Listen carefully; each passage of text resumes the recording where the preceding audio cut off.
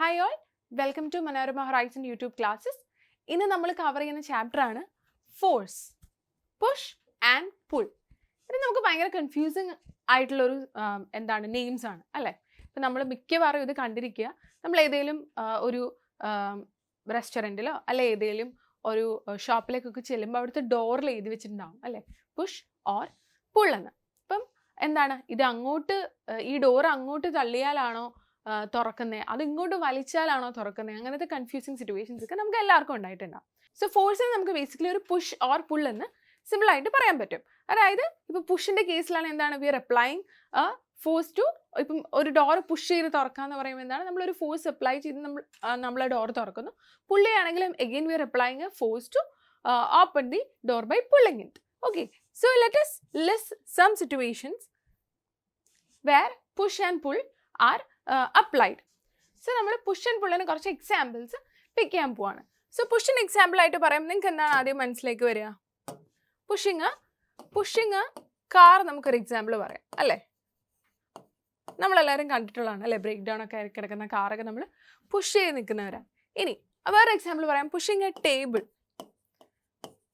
Okay, pushing A table, pushing A chair ഒക്കെ നമുക്ക് പറയാം. അതുപോലെ തന്നെ pushing A plug into the socket. Okay, അത് another example ആണ്. ഇനി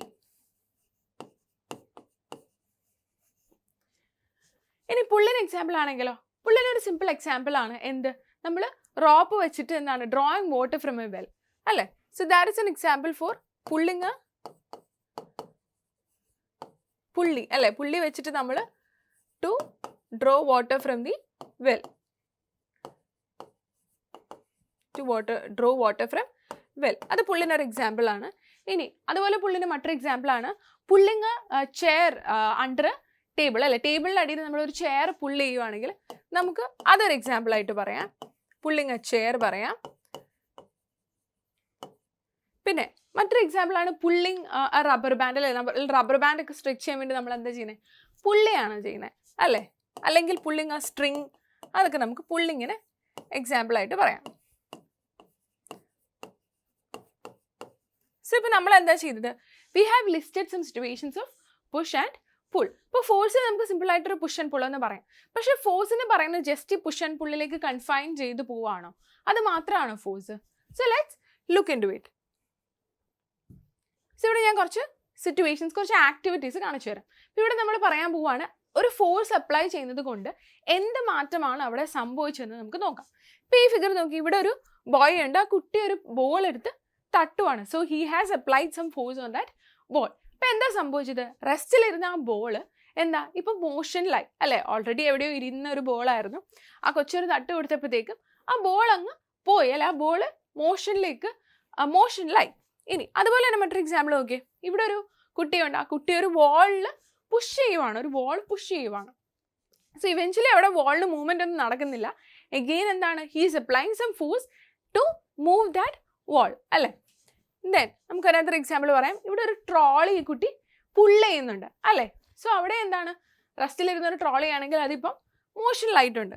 ഇനി another example is squeezing A ball. ഇപ്പം നിങ്ങളുടെ കയ്യിൽ ഒരു ബോൾ ഉണ്ട്, നിങ്ങൾ ഫോഴ്സ് കൊടുത്ത ബോളിനെ ഇങ്ങനെ സ്ക്വീസ് ചെയ്യാനായിട്ട് നോക്കുവാണ് അല്ലേ. സോ ഇവിടെ എല്ലാം ഓരോരോ സിറ്റുവേഷൻസിൽ നമ്മൾ ഫോഴ്സ് അപ്ലൈ ചെയ്ത കണ്ടീഷൻസ് ആണ് കാണിച്ചിരിക്കുന്നത്. പക്ഷേ ഇവിടെ ഓരോ കേസിലും എഫക്റ്റ് ഓഫ് ഫോഴ്സ് എന്ന് പറയുന്നത് വ്യത്യാസമുണ്ട്. ബട്ട് നമുക്ക് ഇവിടെ മിയർലി ഫോഴ്സിനെ ഒരു പുഷ് ആൻഡ് പുള്ളിലേക്ക് ചുരുക്കി പറയാനായിട്ട് സാധിക്കത്തുമില്ല. സോ ഫോഴ്സിനെ നമുക്ക് we can call force as something that will change the state of motion അല്ലെങ്കിൽ change the state of rest. അതായത് റെസ്റ്റിലിരിക്കുന്ന ഒരു വസ്തുവിനെ മോഷനിലാക്കാൻ പറ്റും ഫോഴ്സിന്. ഇനി മോഷനിലിരിക്കുന്ന ഒരു വസ്തുവിനെ അതിൻ്റെ ഡയറക്ഷൻ ഓഫ് മോഷൻ മാറ്റാൻ പറ്റും. ഇനി അതുമല്ല അതിനെ റെസ്റ്റിലേക്ക് കൊണ്ടുവരാൻ പറ്റും. ഇനി അതുപോലെ ഷേപ്പ് ഓഫ് എൻ ഓബ്ജക്റ്റ് മാറ്റാൻ പറ്റും, സൈസ് ഓഫ് എൻ ഓബ്ജക്റ്റ് മാറ്റാൻ പറ്റും, പിന്നെ വോളിയം മാറ്റാൻ പറ്റും. So force is something that can have all these effects. അല്ലെങ്കിൽ ഇങ്ങനത്തെ ഈ എല്ലാ കാര്യങ്ങളും ഫോഴ്സിന് ചെയ്യാനായിട്ട് പറ്റും. Okay, so let's see what are the effects of force. So the force can change or tends to change the shape, volume, size, state of rest, state of motion or direction of a body. So force force is something, force is an effect that can actually change or tends to change in the shape, size, volume, state of rest, state of motion or even the direction of motion of A body. ഇതെല്ലാം എന്ത് ഫോഴ്സിന് change ചെയ്യാനായിട്ട് സാധിക്കും. Okay, so ഫോഴ്സിനെ പറ്റി പറയുമ്പോൾ we can see two types of forces, balanced force and unbalanced force. Balanced and unbalanced force. അപ്പോൾ എന്താണ് ഈ ബാലൻസ്ഡ് ആൻഡ് അൺബാലൻസ്ഡ് ഫോഴ്സ് തമ്മിലുള്ള ഡിഫറൻസ്? അതായത് ഒരു ബോഡിയിൽ കുറേ ഫോഴ്സ് ആക്ട് ചെയ്യുന്നുണ്ട് and the net effect of that force എന്ന് പറയുന്നത് 0 ആവുകയാണെങ്കിൽ നമ്മൾ അതിനെ ബാലൻസ്ഡ് ഫോഴ്സസ് എന്ന് പറയും. അതായത് ആ ബോഡിയിൽ ആക്ട് ചെയ്ത ഫോഴ്സസ് എല്ലാം കൂടി ബാലൻസ്ഡ് ആയി. Or you can say in effect force ഒന്നും ആ ബോഡിയിൽ ആക്ട് ചെയ്തില്ല എന്ന് നമുക്ക് തോന്നും. അത് അങ്ങനത്തെ ഫോഴ്സിനെ എന്താ നമ്മൾ പറയും? ബാലൻസ്ഡ് ഫോഴ്സ് എന്ന് പറയും. ഇനിയിപ്പം ഒരു ഗ്രൂപ്പ് ഓഫ് ഫോഴ്സ് അല്ലെങ്കിൽ ഒരു സെറ്റ് ഓഫ് ഫോഴ്സ് ഒരു ബോഡിയിൽ ആക്ട് ചെയ്തു and there is some force or there is some net quantity of force. അങ്ങനത്തെ ഫോഴ്സിനെ നമ്മൾ അൺബാലൻസ്ഡ് ഫോഴ്സ് എന്ന് പറയും. എക്സാമ്പിൾ ഫോർ ബാലൻസ്ഡ് ഫോഴ്സ് എന്ന് പറയുന്നത് എന്താണ്? ഇപ്പം നിങ്ങൾ 2 പേര് കൂടി ഇരുന്നിട്ട് ഒരു ടേബിളിനെ മൂവ് ചെയ്യാൻ നോക്കുകയാണ്. അപ്പുറത്തെ സൈഡിൽ നിന്ന് ഇപ്പുറത്തെ സൈഡിൽ നിന്ന് നിങ്ങൾ മൂവ് ചെയ്യാണ്. സോ ഇൻ എഫക്റ്റ് ആ ടേബിളിൽ മോഷനൊന്നും സംഭവിക്കുന്നില്ല. അപ്പം നിങ്ങൾ എക്സൈറ്റ് ചെയ്ത ഫോഴ്സ് എന്താണ്? ബാലൻസ്ഡ് ഫോഴ്സ് ആണ്. ഓക്കെ, അതായത് ഇവിടെ ഒരു ടേബിളുണ്ട്, ഒരാൾ ഇവിടെ നിന്ന് അങ്ങോട്ട് പുഷ് ചെയ്യുന്നു, ഒരാൾ ഇവിടെ നിന്ന് ഇങ്ങോട്ടും പുഷ് ചെയ്യുകയാണ്. സോ ഇൻ എഫക്റ്റ് ഈ ടേബിളിൻ്റെ സ്റ്റേറ്റിന് മാറ്റമൊന്നും സംഭവിക്കുന്നില്ലെങ്കിൽ നിങ്ങൾ എക്സൈറ്റ് ചെയ്ത ഫോഴ്സ് എന്താണ്? ബാലൻസ്ഡ് ഫോഴ്സ് ആണ്. ഇനി പകരം നിങ്ങൾ 2 പേരും ആ ടേബിളിൻ്റെ ഒരേ സൈഡിൽ നിന്നാണ് പുഷ് ചെയ്തതെന്ന് വെക്കുക. 2 പേരും ടേബിളിൻ്റെ ഒരേ സൈഡിൽ നിന്ന് പുഷ് ചെയ്തെങ്കിൽ എന്താണ്? ടേബിൾ ഇങ്ങോട്ട് മൂവ് ചെയ്യും അല്ലേ? സോ ഇതൊരു അൺബാലൻസ്ഡ് ഫോഴ്സ് അപ്ലൈ ചെയ്യപ്പെട്ട കണ്ടീഷനാണ്. ഓക്കെ, സോ ബാലൻസ്ഡ് ഫോഴ്സ് എന്താണ്? നെറ്റ് എഫക്റ്റ് അല്ലെങ്കിൽ നെറ്റ് ഫോഴ്സ് എന്ന് പറയുന്നത് 0 ആയിരിക്കും. വേറെ അൺബാലൻസ്ഡ് ഫോഴ്സ് ആണെങ്കിൽ അവിടെ നെറ്റ് ഫോഴ്സിന് ഉണ്ടായിരിക്കും. It is not 0, net force ഉണ്ടായിരിക്കും. ഓക്കെ, സോ അതിൽ നമ്മൾ contact force and non contact force എന്താണെന്ന് നോക്കാൻ പോവാണ്. സോ കോണ്ടാക്ട് ഫോഴ്സ് എന്ന് പറയുന്നത് എന്താണ്? The force applied by the contact between objects ആണ് കോണ്ടാക്ട് ഫോഴ്സ്. അതായത് ഫോഴ്സ് അപ്ലൈ ചെയ്യുന്ന സോഴ്സും ഫോഴ്സ് അപ്ലൈ ചെയ്യപ്പെടുന്ന ഓബ്ജക്റ്റും തമ്മിൽ എന്താണ്? ഒരു കോണ്ടാക്ട് ഉണ്ടാവണം. സോ കോണ്ടാക്ട് ഫോഴ്സ് എന്ന് പറഞ്ഞാൽ അതാണ്. ഫോർ എക്സാമ്പിൾ ഇത് നോക്കി ഞങ്ങൾക്കറിയാം എന്താണ്? ഇവിടെ ഈ ഒരു കുട്ടി എന്താണ് വെല്ലിൽ നിന്ന് വാട്ടർ അല്ലെ കിണറ്റിൽ നിന്ന് വെള്ളം കോരുന്ന ഒരു സീനാണ്. അപ്പോൾ ഈ കുട്ടി എക്സേർട്ട് ചെയ്യുന്ന ഫോഴ്സും ഈ ഓബ്ജക്റ്റും തമ്മിൽ എന്താണ്? ഇൻ കോണ്ടാക്ട് ആണ്. സോ അതിനെ നമ്മൾ കോണ്ടാക്ട് ഫോഴ്സ് എന്ന് പറയും. ഇനി non contact, okay, so contact ഫോഴ്സിന് മറ്റൊരു എക്സാമ്പിൾ ആണ് ഇവിടെ സ്കേറ്റിംഗ് ചെയ്യുന്നത് അല്ലേ? സോ ഇതും ഒരു കോണ്ടാക്ട് ഫോഴ്സിന് എക്സാമ്പിൾ ആയിട്ട് പറയാം. ഇനി നോൺ കോണ്ടാക്ട് ഫോഴ്സ് എന്ന് പറയുന്നത് എന്താണ്? When there is no contact, the force applied on an object without contact on it. ഇപ്പോൾ നമ്മളൊരു ഫോഴ്സ് ഒരു ഒബ്ജക്റ്റിൽ അപ്ലൈ ചെയ്യുമ്പോൾ ആ ഒബ്ജക്റ്റുമായിട്ട് കോണ്ടാക്ട് ഒന്നും ഇല്ല എങ്കിൽ, സോഴ്സ് ഓഫ് ഫോഴ്സിന് കോണ്ടാക്ട് ഒന്നും ഇല്ല എങ്കിൽ അതിനെ നമ്മൾ നോൺ കോണ്ടാക്ട് ഫോഴ്സ് എന്ന് പറയും. നമുക്കറിയാം there are different types of force അല്ലേ? Mechanical force, magnetic force, gravitational force, electrostatic force അല്ലേ? So examples for non contact force will include gravitational force ഒന്ന്. അതായത് ഇവിടെ എന്താണ്? ഈ ഒരു തേങ്ങ അല്ലേ, ഇത് താഴെ ചാടുന്നത് എന്തുകൊണ്ടാണ്? ഗ്രാവിറ്റേഷണൽ ഫോഴ്സ് അല്ലേ? So that is an example four non contact force. പിന്നെ മറ്റൊരു എക്സാമ്പിൾ ആണ് മാഗ്നറ്റിക് ഫോഴ്സ്. ഇവിടെ നമുക്കറിയാം എന്താണ്? അയൺ നെയിൽസും ഒക്കെ എന്താണ്? മാഗ്നറ്റ്സിലേക്ക് അട്രാക്ട് ചെയ്യപ്പെടും അല്ലേ? So that's an example four non contact force. Again this is electrostatic force. ഇപ്പോൾ നമ്മൾ ഒരു സ്കെയിലൊക്കെ എടുത്ത് ഹെയറിൽ റബ്ബ് ചെയ്ത് കഴിഞ്ഞാൽ ഇറ്റ് ഗെറ്റ് ചാർജ് അല്ലേ? അപ്പോൾ so it can attract small pieces of paper into it. So അത് ഇലക്ട്രോസ്റ്റാറ്റിക് ഫോഴ്സ് ആണ്. So all these are examples for non contact force. So contact ഫോഴ്സിൽ എന്താണ്? The source of force is in contact with the object. whereas non-contact force laanengil there is no contact between the force and the object. Okay, now we are going to talk about friction. നിങ്ങളൊക്കെ ചെയ്തിട്ടുണ്ടാവില്ലേ ഈ സൈക്കിളിലും എല്ലാം നമ്മൾ എന്താണ് ചെയിനിലൊക്കെ പോയിട്ട് ഓയിലൊക്കെ ഒഴിക്കും. അതെന്താ നിങ്ങൾ അങ്ങനെ ചെയ്യുന്നത്? ഫോർ ദി ഈസ് മൂവ്മെന്റ് അല്ലേ? For the smooth movement. So here comes the friction. Friction ഇവിടെ എങ്ങനെയാണ്? ഫ്രിക്ഷൻ എന്ന് പറഞ്ഞാൽ എന്താണ്? So as A body moves over another body, ഒരു ബോഡിയുടെ as a body moves on the surface of another body, a force is experienced parallel to the surface which opposes the relative motion between them. ഇതിനെ നമ്മൾ friction എന്ന് വിളിക്കും. So ഒരു ബോഡിയുടെ സർഫസിലൂടെ മറ്റൊരു body പോകുമ്പോൾ a force is applied that is parallel to it. So that ആ ഒരു ഫോഴ്സിനെ and this force actually opposes the relative motion between these two bodies. ഈ ഫോഴ്സിനെ നമ്മൾ ഫ്രിക്ഷൻ എന്ന് വിളിക്കും. സോ ഫ്രിക്ഷൻ നമുക്ക് 2 types പറയാൻ പറ്റും. One is rolling friction and the other is sliding friction. ഇപ്പോൾ rolling friction എന്ന് പറഞ്ഞാൽ എന്താണ്?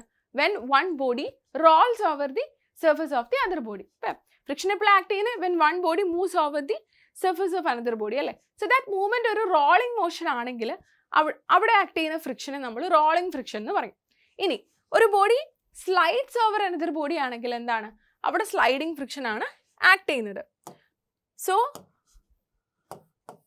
when two bodies are in contact and the other body is rolling over this, അപ്പോൾ അവിടെ എന്താണ്, റോളിംഗ് ഫ്രിക്ഷൻ ആണ് ആക്ട് ചെയ്യുന്നത്. And if another body is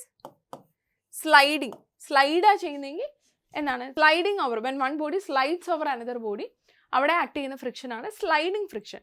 so rolling friction is always less than sliding friction. Okay, so rolling friction will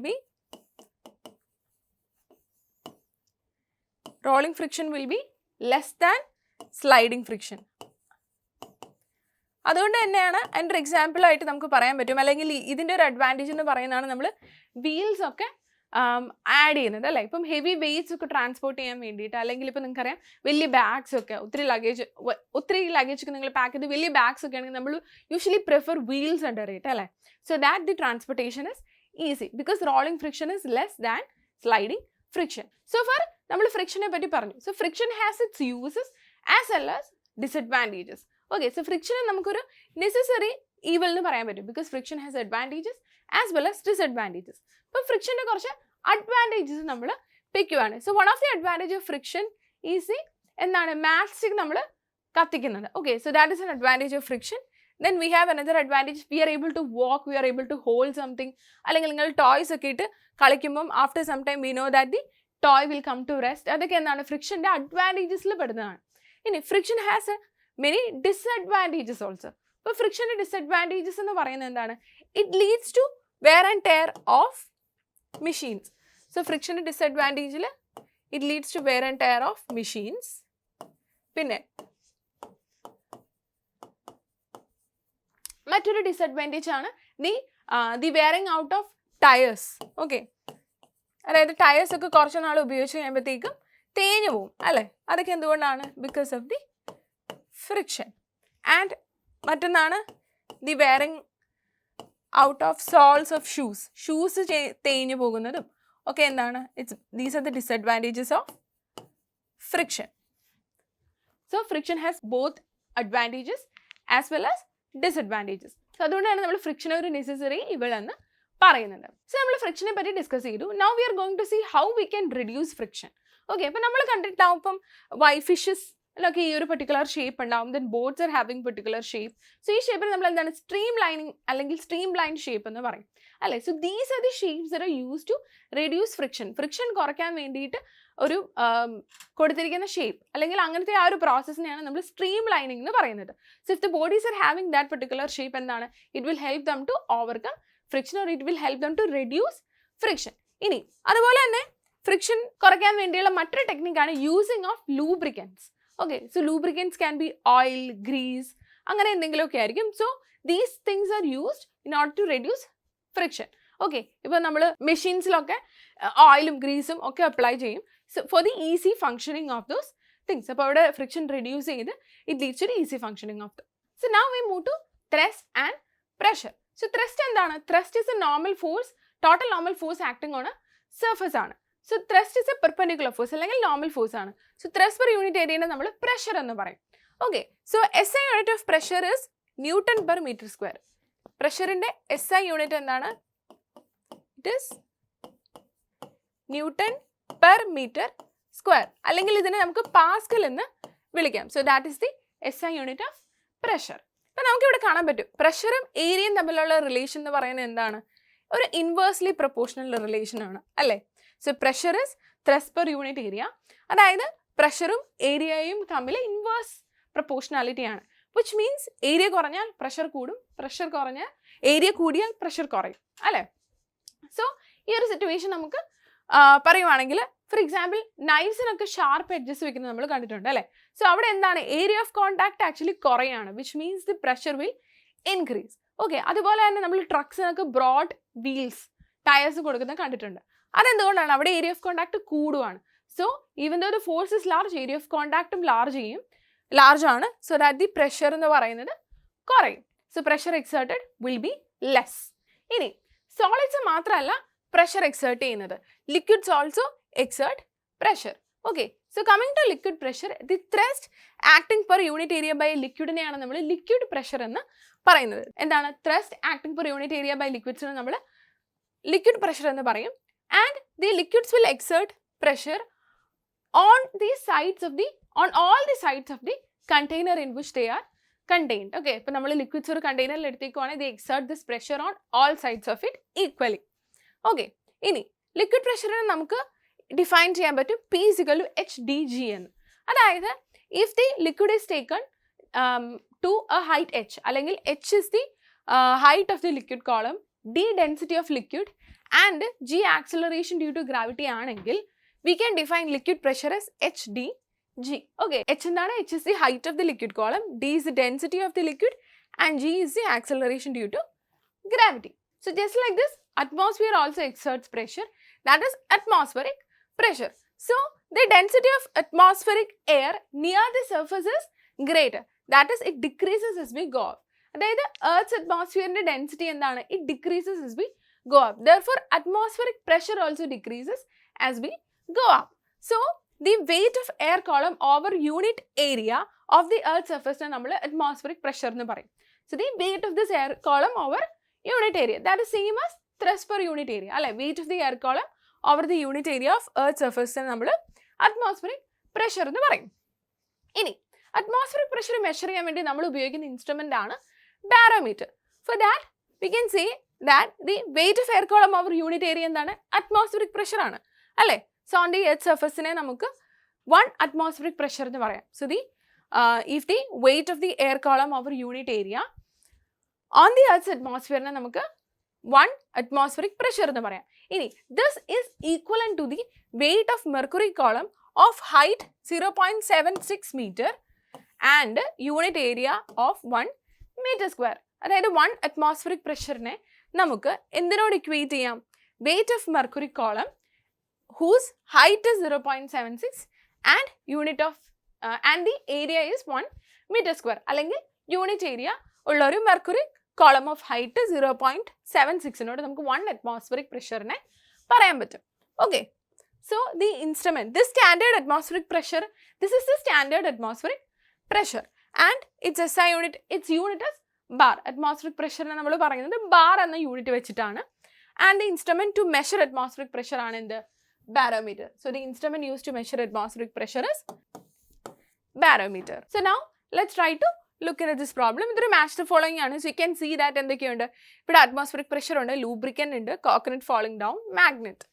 ഇനി ഇപ്പുറത്ത് Pascal ഉണ്ട്, attraction, bar, friction, gravitation, coconut oil, barometer, thermometer, non-contact and repulsion. So these are the things that are given. ഇപ്പോൾ ഇവിടെ ആദ്യം പറഞ്ഞിരിക്കുന്നത് എന്താണ്? Let's call it as atmospheric pressure നമ്മൾ A എന്ന് വിളിച്ചു. സോ ഇവിടെ atmospheric pressure ഇതിൽ ആരുമായിട്ട് ഇക്വേറ്റ് ചെയ്യും? നമുക്ക് നമ്മൾ ഓൾറെഡി മുന്നത്തെ സ്ലൈഡിൽ കണ്ടേയുള്ള എന്താണ്? atmospheric pressure മെഷർ ചെയ്യുന്നത് ബാർ അല്ലേ. സോ അഗെയിൻ ബാർ ആണ് unit. So bar is set again ഇവിടേക്ക് വരുമ്പോഴത്തേക്കും atmospheric pressure മെഷർ ചെയ്യാൻ യൂസ് ചെയ്യുന്ന ഇൻസ്ട്രുമെന്റ് ആണ് barometer. So that is barometer. So atmospheric pressure bar barometer. Okay, ഇനി അത് കഴിഞ്ഞ് വരുന്നതാണ് ലൂബ്രിക്കൻറ്റ്. ഇപ്പോൾ ഇവിടെ ആരാണ് ലൂബ്രിക്കൻറ്റ്? ഇവിടെ എന്തിനാണ് ലൂബ്രിക്കൻറ്റ് നമ്മൾ ഉപയോഗിക്കുന്നത്? ഫ്രിക്ഷൻ റെഡ്യൂസ് ചെയ്യാൻ അല്ലേ. സോ ലൂബ്രിക്കൻറ്റ് നമ്മൾ ബി എന്ന് വിളിച്ചാൽ ഫ്രിക്ഷനിൽ ബി വരും അല്ലേ. ഇനി ഇവിടെയോ coconut oil, thermometer, non contact, repulsion. Coconut oil അല്ലേ, കോക്കനട്ട് ഓയിൽ ഒരു ലൂബ്രിക്കൻ്റ് ആണ്. അതുകൊണ്ട് തന്നെ സോ ലൂബ്രിക്കൻറ്റ് ഫ്രിക്ഷൻ റെഡ്യൂസിന് ഉപയോഗിക്കുന്നു. Coconut oil is an example for the lubricant. Now next is coconut falling down. ഒരു കോക്കനട്ട് താഴേക്ക് വീഴുന്നു. അത് എന്തൊരു എക്സാമ്പിൾ ആയിട്ട് നമുക്ക് പറയാൻ പറ്റും? അത് ഗ്രാവിറ്റേഷൻ എക്സാമ്പിൾ ആണ് അല്ലേ. ബിക്കോസ് ഓഫ് ഗ്രാവിറ്റേഷൻ ആണ് എന്ത്? Coconut is falling down. ഇനി ഇവിടെ എന്താണ്? It is a gravitational force is a non contact force. So that comes under non contact. ഇനി മാഗ്നെറ്റ്. സോ മാഗ്നെറ്റ് എന്താണ്? മാഗ്നെറ്റ് ലീഡ്സ് ടു അട്രാക്ഷൻ അല്ലേ. Magnet attracts and also repels അല്ലേ. So magnet can both attract and attraction and repulsion. So all these, so magnet, attraction, repulsion. So നിങ്ങൾക്ക് ഈ problem easy അല്ലേ, മനസ്സിലായില്ലേ? So first is atmospheric pressure ആയിരുന്നു. Atmospheric പ്രഷറിന് എന്താണ്? Bar ആണ് അതിൻ്റെ unit. Atmospheric pressure measure ചെയ്യാൻ നമ്മൾ ബാരോമീറ്റർ ഉപയോഗിക്കുന്നു. അതുപോലെ രണ്ടാമത്തെ എന്താണ്? ലൂബ്രിക്കൻ്റ് ആണ്. ലൂബ്രിക്കൻ്റ് ഫ്രിക്ഷൻ റെഡ്യൂസ് ചെയ്യാനാണ്. Coconut oil is a lubricant. ഇനി coconut falling down. So that is a gravitational force ആണ് അവിടെ ആക്ട് ചെയ്യുന്നത്. So gravitation and it is a non contact force. ഇനി magnet can attract. So it leads to attraction as well as repulsion. Okay, so hope ഈ problem നിങ്ങൾക്ക് clear ആണ്. So let's go to another problem. Classify the following situations into contact and non contact ഫോഴ്സസിൻ്റെ situations നമ്മളോട് നോക്കാൻ പറഞ്ഞിരിക്കുകയാണ്. So first one is applying brake in a car. Applying brake in a car ഒരു contact force ആണോ non contact force ആണോ? It's a contact force അല്ലേ? നമ്മൾ brake apply ചെയ്യുന്നത് കൊണ്ടാണ് കാറ് നിൽക്കുന്നത്. So that is a contact force. ഇനി the as well as friction is there acting അല്ലേ? അപ്പോൾ അതുകൊണ്ട് തന്നെ അതൊരു കോണ്ടാക്ട് ഫോഴ്സ് ആണ്. The planets revolving around the sun എന്താണ്? That is a non contact force അല്ലേ? So that is a non contact force. ഇനി a mango falling from a mango tree is also a non-contact force. So gravitational force അവിടെ act ചെയ്യുന്നുണ്ട്. So നമ്മൾ already കണ്ടൊരു എക്സാമ്പിളാണ് coconut falling from a coconut tree അല്ലേ? So that is similar to this. അപ്പോൾ ഇതെന്താണ്? It's an example for a non contact force. ഇനി speed of a toy car rolling on the ground is reduced. അതെന്താണ്? It's a contact ഫോഴ്സിന് example ആണ്. Because അവിടെ എന്തുകൊണ്ടാണ് speed കുറഞ്ഞത്? Because of friction അല്ലേ? ഒരു ടോയ് കാർ പോയിക്കൊണ്ടിരിക്കുകയാണെങ്കിൽ കുറച്ച് കഴിയുമ്പോൾ നിൽക്കുന്നത് എന്താണ്? Because of the friction. So that is a contact force. Okay, so these are the thing. Applying ബ്രേക്കിന് കാർ ഒരു കോണ്ടാക്ട് ഫോഴ്സിന് എക്സാമ്പിൾ ആണ്. പ്ലാനറ്റ്സ് റിവോൾവിംഗ് അറൗണ്ട് ദി സണ്ണും mango falling from a mango tree non contact force ആണ്. ഇനി speed of toy car rolling on the ground contact force. So I hope ഈ ചാപ്റ്ററിൽ discuss ചെയ്ത കോൺസെപ്റ്റ്സ് എല്ലാം നിങ്ങൾക്ക് ക്ലിയർ ആയിരുന്നു എന്ന്. Until we meet with the next video, bye. Manorama Horizon. Learning made simple.